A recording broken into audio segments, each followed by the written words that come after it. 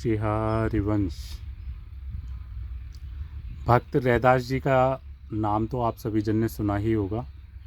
बहुत उच्च कोटि के भक्त थे और वो केवल नाम जप में उनकी निष्ठा रहती थी।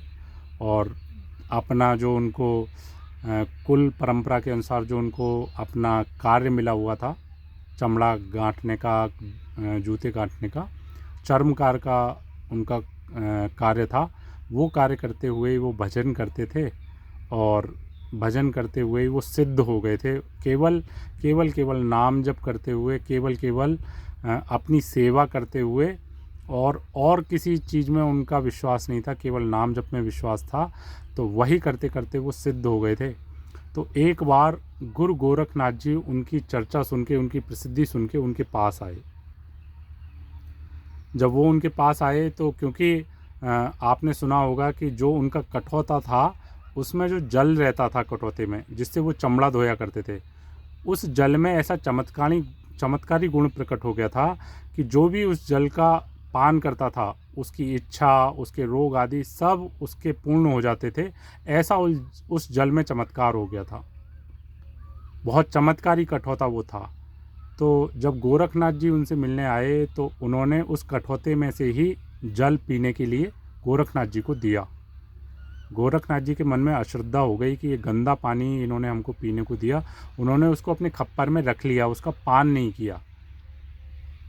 उसके बाद वो जब वहाँ से गए तो फिर वो कबीरदास जी के पास गए।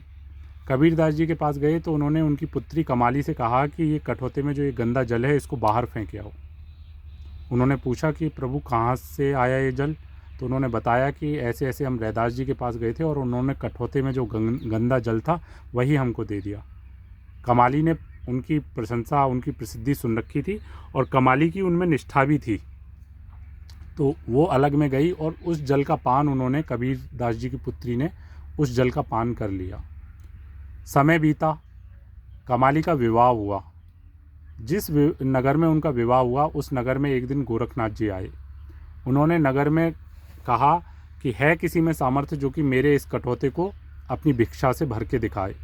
अनेक जन ने भिक्षा दी लेकिन वो जो उनका पात्र था, जो खप्पर था, वो नहीं भरा। तो वो कमाली के द्वार पे जब गए तो कमाली ने उनको प्रणाम करके एक मुट्ठी अनाज केवल उसमें डाला और वो खप्पर भर गया।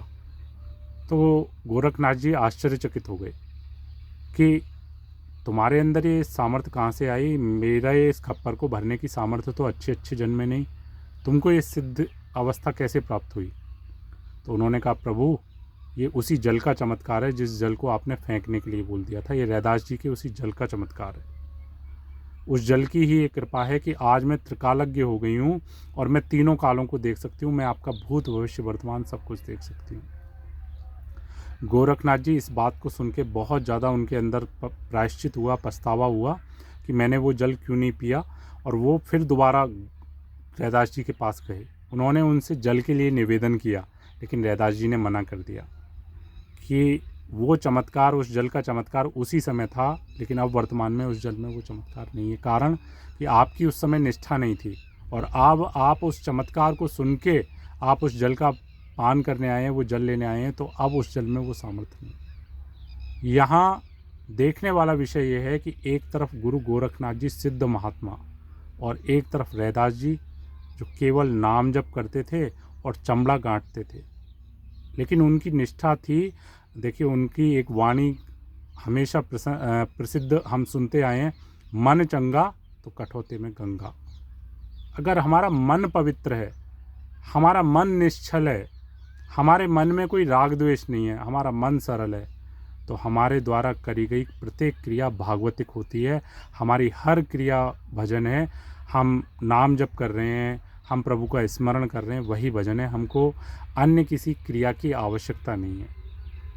तो रैदास जी केवल अपनी जो उनको दिनचर्या मिली हुई थी, जो उनको अपनी कुल परंपरा से कार्य मिला हुआ था, उसको निष्ठा से करते हुए, भगवत भाव से करते हुए केवल प्रभु का भजन करते थे। और उनकी अवस्था देखिए, उनकी ऐसी सिद्धावस्था। इसी प्रकार से रैदास जी के चरित्र में ही एक स्थान पे आता है कि काशी के अनेक ब्राह्मण जन, विद्वान जन इस बात से बहुत ज़्यादा उनसे द्वेष रखने लगे कि रैदास जी की इतनी प्रसिद्धि। तो उन्होंने उस समय, क्योंकि मुग़लों का शासन था, तो उन्होंने बादशाह के जाके कान भरे कि देखो एक ये अपात्र व्यक्ति जो है, उनके पास, रैदास जी के पास सेवा विराजमान थी, सेवा किया करते थे। तो वो कहते थे कि उन्होंने कहा उस बादशाह से जाके कि एक अपात्र व्यक्ति सेवा कर रहा है, इससे तुम्हारे राज्य में अकाल पड़ जाएगा, अकाल मृत्यु होगी, वर्षा नहीं होगी। तो बोले क्या करें, उनको दंडित करो। तो उन्होंने बुलाया रैदास जी को सभा में, राजसभा में बुलाया।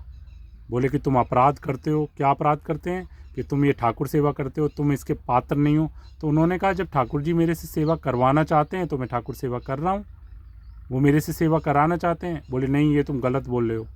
तो बोले अच्छा चलिए देखिए, आप परीक्षा ले लीजिए। एक काम करता हूँ, मैं ठाकुर जी को सामने सिंहासन पर विराजमान करता हूँ। अगर मेरे ठाकुर जी और मेरी सेवा से प्रसन्न हैं तो वो मेरे पास, स्वयं मेरे पास आ जाएंगे, और अगर इन विद्वान जन की सेवा से प्रसन्न हो तो इनके पास आ जाएं। सबने स्वीकार कर लिया, विद्वानों ने स्वीकार कर लिया। तो विद्वान जन को पहला अवसर मिला, वो मंत्रोच्चार के साथ में और वैदिक विधान से वो मंत्रोच्चार करते हुए जो है अनुष्ठान आदि करने लगे। लेकिन ठाकुर जी टस से मस नहीं हुए। अब रैदास जी ने जब आर्त भाव से अपने हृदय से उनको पुकारा तो ठाकुर जी उठ के, वहाँ से उठ के और उनके हृदय से जाके लग गए। सारी सभा आश्चर्यचकित हो गई। तो विद्वान जन ने कहा कि नहीं, ये तो इनके ठाकुर जी हैं, इन्होंने कुछ ना कुछ कर रखा है। बोले हम अपने ठाकुर विराजमान करेंगे। उन्होंने अपने ठाकुर विराजमान करे, तब भी उसके बाद भी वही हुआ। कहने का भाव ये है कि हम बाह्य क्रियाओं को महत्व ना देके अपने आंतरिक भाव पे महत्व दें, हम अंदर की निष्ठा पे महत्व दें, अंदर से हम उन प्रभु को अपना मान के सारे कार्य करें, तो हमको वो स्थिति प्राप्त हो जाएगी जो बड़े बड़े तपस्वी जन को, बड़े बड़े साधना करने वालों को नहीं प्राप्त होगी।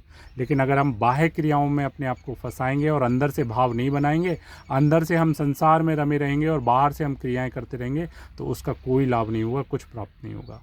तो इसलिए मन चंगा तो कठोते में गंगा। हम अपने मन से पवित्र बने, हम अपने मन से भागवतिक बने, हम अपने मन से निष्ठावान बने, ऐसा हम प्रयास करें तो हमको आनंद प्राप्त होगा, हमको प्रभु की प्राप्ति होगी, ये निश्चित है। शिहारी वंश।